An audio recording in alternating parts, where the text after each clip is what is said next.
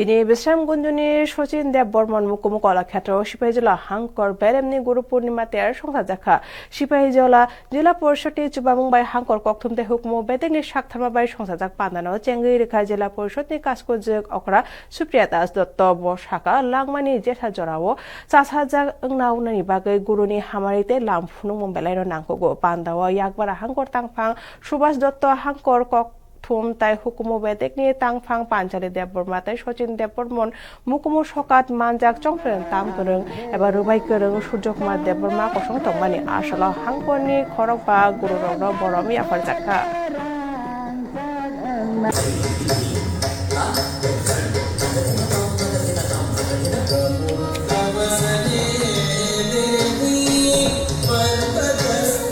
আমরা যদি সমাজে প্রতিষ্ঠিত লাভ করতে চাই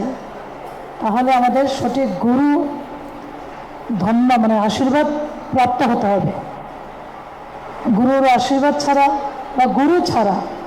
আমরা জীবনে কোনো কাজেই আমরা সফল হতে পারবো না। তো সুতরাং গুরু মানে যিনি আমাদেরকে